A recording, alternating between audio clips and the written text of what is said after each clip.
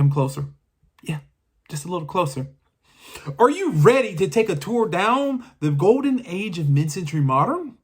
In this video, we'll explore the fascinating history of mid-century modern furniture and the visionary designers who created the most iconic pieces in the 20th century. From sleek lounge chairs to sculptural coffee tables, these pieces truly, let me tell you, truly defined history. So buckle up and get ready for an unforgettable ride down through the history of mid-century modern furniture.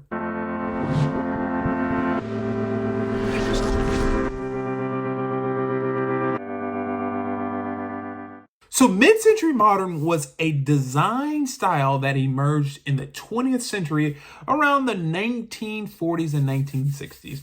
It was actually, people don't know this, it was actually a response to the upheaval of World War II. How about that? It took, World War II did a lot of things, and essentially it created mid-century modern furniture, which the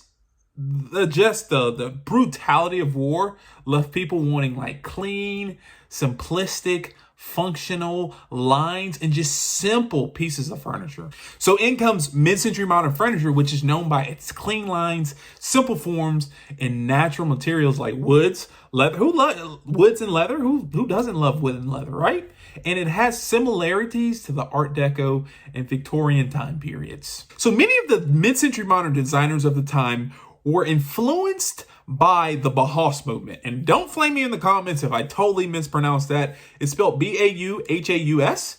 And basically, this was a German design school that basically was known for the integration of art and technology. So many of the mid-century modern furniture designers wanted to create beautiful pieces that were not only functional, but looked unique, crazy, out there, just super, super special.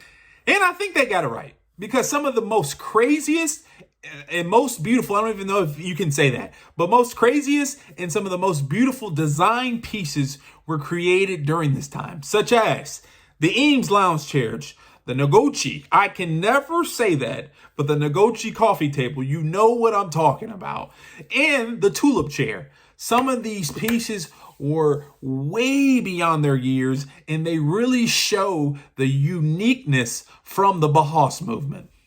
Well, in talking about the designers, we gotta highlight the designers. And in the mid-century modern, or MCM period, this was driven by a group of visionary designers who found that it was important to not only have something that looks good, but also functions as well. And you can see and you can tell that by all of the furniture from the decade period. And basically, like I said, these designers want to have functionality and looks, and they came and they drew inspiration from a large range of sources. Like I said, the Bauhaus movement, but also they looked at Scandinavian design and Frank Lloyd Wright. So one of the most influential designers of the mid-century modern period was Charles Eames, and alongside with his wife Ray Eames, they created some of the most iconic mid-century modern furniture, people say, ever. How about that? This chair is a familiar one to you, but 10 years ago, when it was designed by Charles Eames, it was a revolutionary new chair, and I must say it caused quite a flurry. Their designs, which includes the Eames lounge chair and the ottoman, and basically the molded plywood chairs, were notable for their innovative use of materials and design. I mean, these things were spectacular, but they also use sustainable resources as well as unique manufacturing techniques. Oh, and something else, it was affordable. That means everybody during the time could buy it, and that's why it rose to popularity. Another key figure in the mid-century modern movement was George Nelson, who was the design director of the Herman Miller Company. How about that? He was a prolific, George Nelson, I'm talking about George Nelson, was a prolific designer, and his works included everything from clocks to sofas. He, like Charles and Ray Eames, was known for using his innovative techniques to create and manufacture unique pieces of art that had a great amount of functionality that people could buy. Other notable mid-century modern designers include Eero Saarinen, please don't flame me. But that I tried my best. But basically, he's the one who designed the tulip chair and the womb chair. And then Isama Nagoji.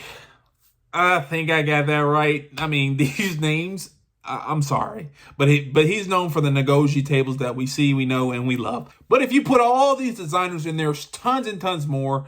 Sorry, I tried my best. I might have missed out on some. But there's tons and tons more. But all of these designers together created a beautiful, can I say it 3 times? A beautiful era of amazing furniture that we know and love about 50 to 60 years later.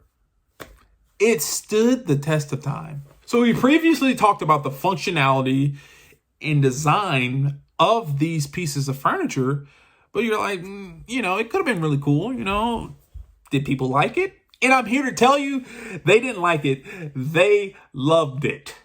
So mid-century modern furniture gained in popularity extremely fast because it was seen as a beacon, as a staple of innovation, but also of progress. These pieces had never been seen before, and they were beautiful, but also innovative in their design and manufacturing. After World War II, people were looking for things to change, to flip, to make innovative, to redo. And basically, we see this in mid-century modern furniture. Everything was different after World War II. And this could be seen in this era following this brutal war. But it just wasn't the beautiful designs. Mid-century modern furniture found its way in movies and TV shows and gained popularity because it was smooth and suave, and it looked good. And people saw their show Mad Men with a Danish credenza behind them, or a Bassett, the dresser behind them, and they loved it. Everything about it was just amazing. The sleek lines on it and just the uniqueness of it had interior designers drooling over this design because it was and still is amazing. But for whatever reason, in the 1970s, mid-century modern furniture kind of fell off the beaten path. I mean, people weren't really desiring it as much. They were looking for other forms. But in 1990, it made a resurgence. And currently now, we see it, and it is popping. So I talked about the designers, but let me tell you a little bit about what makes mid-century modern furniture unique. What are some of the characteristics behind it? And mid-century modern furniture is characterized by its sleek lines, its minimalistic forms, and its use of organic and geometric materials. Like I said in the past, these pieces of furniture were not only used for functionality. If you needed a chair, it molded to your back. But all these pieces of furniture looked magnificent. One of the innovative features, I know I keep telling about, it's so innovative. It's innovative. It was innovative during the time. After World War II, people were looking for innovation. But one of the things that make mid-century modern furniture super innovative is the use of the different type of materials.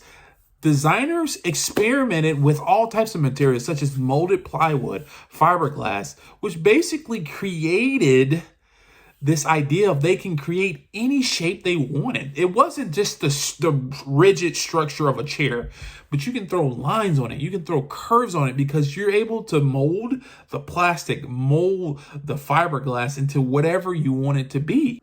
Another key aspect of mid-century modern, and basically the characteristic of it, is the bold colors. You don't just find the normal, whites. You do sometimes, the whites and the grays and the neutral tones. No, everything is bold. Go bolder, bigger. You got your oranges and your greens and your yellows, everything bright. It wanted to draw the person, the consumer in. And this furniture really did an amazing job at that. So there you have it. I have given you a brief history of mid-century modern furniture. I know I wanted to go in deeper, tell you a little bit more, but I just want to give you a general brief history of mid-century modern furniture, the main people who created it, and where it came from. Not only did this era influence design, but it impacted the world forever, which is super, super, super mind-blowing if you truly think about it. But the journey doesn't stop here. In my next video, I am going to take you on a tour of the largest antique market in the world, maybe, but in the world. And I stumble across some of these cool pieces that I've talked about in this video. But you got to watch the next video because you don't want to miss it. And like always, peace.